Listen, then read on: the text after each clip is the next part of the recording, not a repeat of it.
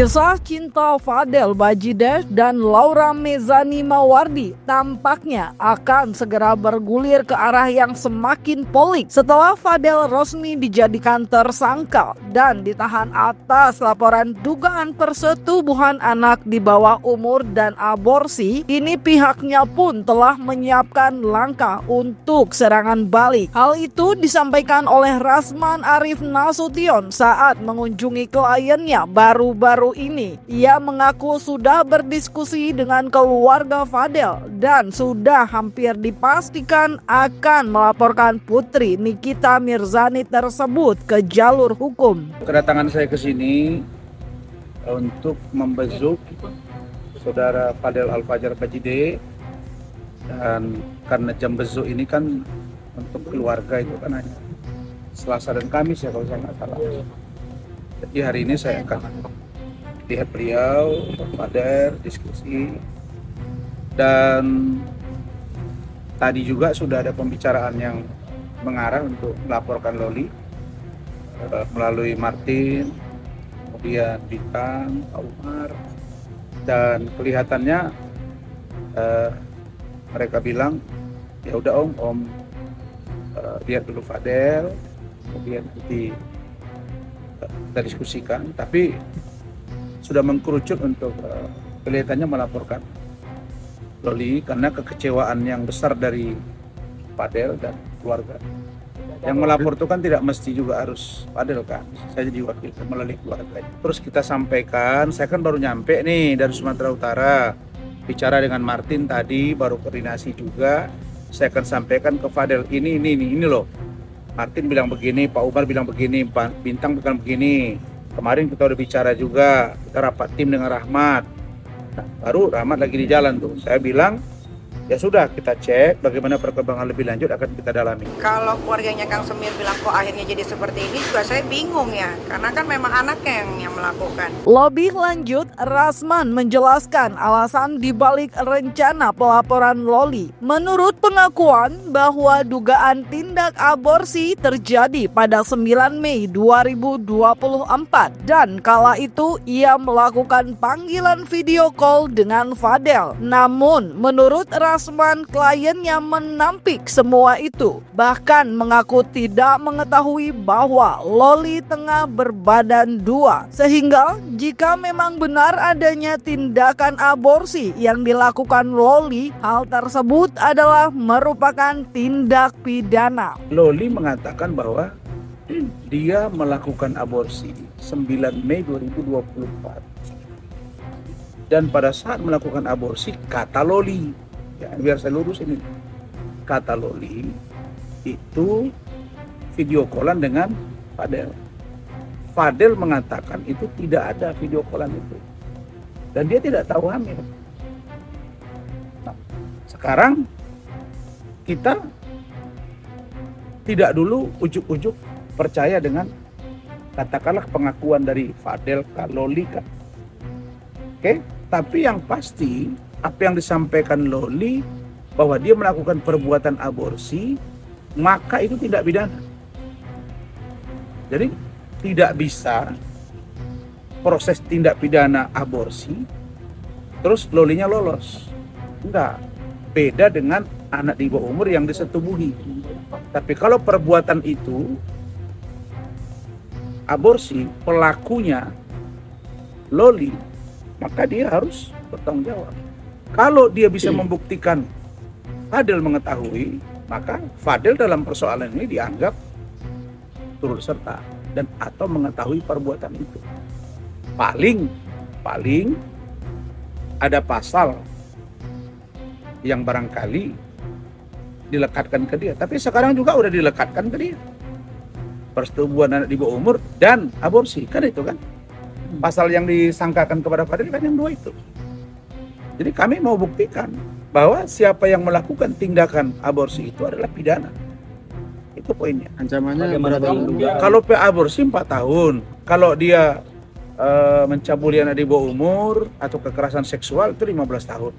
Kira-kira begitu. Dalam kunjungannya tersebut, Rasman juga melihat bagaimana perubahan Fadel yang menurutnya menjadi lebih tenang dan semakin rajin beribadah. Meski begitu, pemuda berusia 19 tahun itu tak kuasa menutupi rasa kecewa dan terhianati oleh perubahan sikap Loli yang sangat mendadak. Apalagi hal itu bahkan sampai membuatnya kini mendekam di tahanan dengan ancaman hukuman sangat berat. Lantas, apakah Fadel juga telah setuju untuk melaporkan balik mantan kekasihnya itu ke jalur hukum? Lalu kemudian dia bilang, oh begitu ya om, iya. Terus pacarnya gimana? Ya saya bilang, saya memang melihat sepertinya dia punya pacar baru. Terus boleh nggak om saya lihat? Oh saya nggak pegang HP-nya dan saya kira sudahlah kamu lupakan aja. Ya udah om, saya nggak mau ingat itu lagi karena memang yang saya rasakan sekarang benar-benar ya merasa dikhianati. Gimana sih om gitu kan perasaan dia gitu. Saya juga bilang, saya juga sebenarnya kalau ditanya kecewa juga dengan Loli. Kenapa Loli di awal begitu konsisten, begitu fighter, dan belakangan malah merubah keterangan sehingga akhirnya Fadel ditahan. Rencana membuat laporan terhadap Loli, beliau prinsipnya setuju, tetapi Fadel minta dikomunikasikan kembali kepada keluarganya, terutama kepada orang tuanya yaitu Pak Umar, kakaknya Martin dan Bintang, bahkan ibunya. Nah, jadi hasil pertemuan saya nanti, saya akan sampaikan ini kepada Martin, karena Martin yang selalu komunikasi dengan kami, dan seperti apa langkah hukum berikutnya, ya kita akan dalami, kita akan pelajari, dan insya Allah kita akan ambil langkah yang baik, yang konkret terhadap Loli. Jadi pesan dari Fadel tadi, om tetap bantu saya, dan juga ada Rahmat tadi datang, kemudian kita support dia, dan dia bilang saya sekarang lebih dekat dengan Tuhan. Meski merasa kecewa dan tersakiti, namun menurut Rasman, Fadel tidak menyimpan dendam terhadap mantan kekasihnya itu. Ia bahkan masih tidak percaya bahwa Loli akan setega itu terhadap dirinya. Sampai detik ini, Rasman mengaku bahwa kliennya masih berharap Loli akan kembali seperti saat mereka mengenal satu sama lain, karena masih ada kesempatan untuk berubah pikiran sebelum kasus Fadel dinyatakan P21 dan berlanjut ke persidangan. Saya justru terharu Fadel itu menyatakan tidak benci kepada Loli. Saya justru terharu. Kamu benci? Enggak, oh. Ya sudahlah, kalau dia memang itu yang terbaik. Kecewa ya kecewa, tapi tidak benci. Dia kata dia tidak benci. Berarti nggak ada dendam ya bang? Tapi merasa dikhianati nggak bang? Iya, itu pasti. Dia merasa dikhianati, dan tapi itu tadi pertanyaan dia dengan pertanyaan saya itu muncul. Apakah ini benar datang dari dirinya atau apa? Karena nanti kalau misalnya perkara NM naik, misalnya sampai dia ditahan, tentu Loli juga berpikir gitu kan.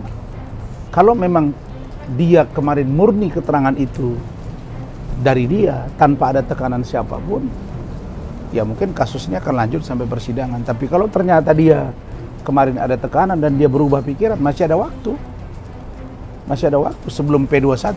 Seperti diketahui, Nikita Mirzani juga sebelumnya menuding keluarga Fadel Bajideh memperlakukan Laura dengan sangat tidak baik. Ia bahkan menduga adanya penggelapan dana yang dilakukan Martin, kakak Fadel, terhadap penghasilan yang didapatkan oleh sang putri dari pekerjaannya. Secara belak-belakan, salah satu tim kuasa hukum Fadel, Rasman, menjelaskan menjelaskan apa yang sebenarnya dari sisi keluarga Bajideh, bahwa memang uang itu dikelola oleh salah satu dari mereka, namun itu atas kehendak Loli sendiri. Ia juga menegaskan bahwa semua penggunaan uang sepenuhnya dan atas sadar dilakukan oleh putri Nikita tersebut. Ketika saya mendengarkan cerita anak saya, Laura, seperti itu, hati saya tersayat-sayat. Ternyata dia untuk makan saja harus tunggu transferan dari keluarganya Kang Semir. Karena segala apapun penghasilannya Laura dari endorse dan lain-lain itu masuk ke rekeningnya Martin. Ya tadi sempat berdiskusi dengan Fadel terkait dengan dana-dana itu, karena memang informasi yang kita dapat dan ini juga sudah disampaikan oleh NM dan beberapa koleganya yang menyatakan akan melaporkan keluarga dari Bapak Umar, termasuk Bang Martin, KAI, dan juga Pak Umar sendiri terkait dengan penggunaan dananya. Nah, kemudian tadi kami sudah tanyakan kepada Fadel, selama Laura Mezani bersama dengan keluarga Fadel, ada berapa sih sebenarnya total uang yang pernah ada berapa sih sebenarnya uang yang pernah diterima, kan begitu kan? Kalau Fadel tadi menyatakan bahwa penghasilan Loli itu berkisar di antara 50 sampai dengan 100 juta. Tapi nilai pastinya tidak tahu. Tapi nominalnya itu berkisar segitu. Tapi Fadel menjelaskan bahwa seluruh uang ini memang dititipkan oleh Laura Mezani kepada KAI. Tapi penggunaannya seluruhnya untuk keperluan dari Laura Mezani sendiri. Tadi Fadel bercerita, keperluannya apa aja sih? Saya tanyakan gitu. Keperluannya pertama terkait dengan biaya hidup dia, biaya makan dan sebagainya. Kemudian yang kedua, biaya apartemen. Yang ketiga, biaya perawatan diri, biaya untuk membeli skincare. Tadi Fadel menyatakan bahwa LM ini yang termasuk skincare-nya sangat mahal. Bahkan dalam beberapa kesempatan, keluarga dari Fadel, KAI juga pada khususnya, sering menyatakan untuk jangan terlalu boros terhadap uang, kan begitu. Dan kemudian kerap juga LM berbelanja ke mall. Dan di mall itu kalau belanja juga tidak sedikit, sampai dengan 8 juta, 10 juta begitu gitu. Artinya memang kebutuhan-kebutuhan itu untuk LM sendiri. Tapi poin terpentingnya adalah kenapa uang ini sampai dititipkan kepada KAI itu memang atas permintaan LM sendiri. Gitu dia poinnya. Tadi Fadel yang menjelaskan. Bukan memanage ya, kalau memanage kan saya mengambil alih semua ya. Saya cuma mengarahkan. Jadi yang memanage sendiri ya Loli. Datanya, uangnya juga memanage dia. Saya hanya dititipkan gitu. Mengarahkan apa perjanjian apa nih lu mesti kayak gini, ngajarin lah, ngajarin sharing tentang apa, tentang endorse gimana perjanjiannya, mesti berapa lama, jangka waktunya seberapa, uploadnya kayak gimana gitu. Jadi sistemnya kita kasih tahu dari kamar. Ya itu pun juga nggak sering. Ya paling bisa dihitung mungkin nggak sampai 6-7 kali loh. Iya. Paling itu juga ya maksudnya nggak besar lah dananya gitu. Jadi kan awalnya kan bilang 400, sekarang 800. Ya terus aja sampai berapa miliar gitu, ya terserah dari pihak mereka, nggak apa-apa. Ada semua datanya lengkap, imutasinya juga lengkap, yang keluar masuk lengkap. Jadinya ya dari Lolinya juga tentang pengeluarannya Loli juga semua Loli juga nyatet kan, apalagi dia kan pinter kan, dia kan dari luar kan, sekolah juga di luar kan, nggak mungkin masa detail lah, pasti detail ya, detail tahu. uangnya dia ya dia yang tahu gitu. Nanti omongan orang terkait dengan itu rumahnya dalam masih hasil dari ruangan bohong. Memang arahnya seperti itu, penggiringannya seperti itu, cuma ya udah pas kebenaran kita lagi renovasi. Iya. Jadi bersamaan jadi Pak ya. Bersamaan, Gitu, jadi ya. di situ ya masuklah kotak-kotak ininya Iya. masuk begitu. Jadi si Fadel ini benar-benar diintimidasi bener nih, bikin malu Sama ini ya, maksudnya penggiringan ini ya gitu. Yang juga tak kalah mengejutkan, Rasman mengungkap bahwa Fadel sama sekali tidak pernah menggunakan uang hasil kerja keras Loli. Keduanya bahkan sempat bertengkar lantaran Fadel menolak saat mantan kekasihnya itu akan membalikan sesuatu. Karena itulah tudingan bahwa Loli sampai harus minum air keran hingga menyantap makanan sisa sangatlah tidak benar. Justru selama ini keluarga Fadel Bajideh satu-satunya yang peduli terhadap Loli saat dirinya sedang bermasalah dengan ibu kandungnya. Laura itu pernah minum air keran dan dia pernah makan makanan kemarin walaupun mungkin tidak basi, tapi ya gitulah. Kalau ada uang endorse yang diterima Loli itu atas permintaan Loli dikelola oleh AI. Tapi kalau sampai ada bahasa dia minum air keran kemudian mau makan minta dulu, itu nggak benar. Fadel ini nggak pernah mau. Satu waktu dia mau belikan baju buat Fadel. Fadel nggak mau, bertengkar di situ di depan kasir. Ini bisa, Om, bila bawa saya bisa tunjukin. Dan artinya kita nggak pernah mau menggunakan uang ini. Nah, ditambah lagi apartemen, belum lagi HP dan lain-lain. Jadi saya kira begini ya, kalau dilihat mensrean niat jahat itu nggak ada. Karena yang meminta itu Loli. Mungkin dia, kan sering kita dengar selama ini, bahkan dia ngomong ke saya, yang perhatiin sama Loli itu kan selama ini kan keluarga Fadel. Dia merasa terlindungi, terus dia percaya uangnya dikelola. Nah, emang apa yang salah di situ kalau itu kemauan dia? Nah, sedangkan ada tuduhan-tuduhan misalnya mengatakan rumahnya, ini ya buktikan aja. Kalau tidak terbukti nanti ya menambah masalah baru.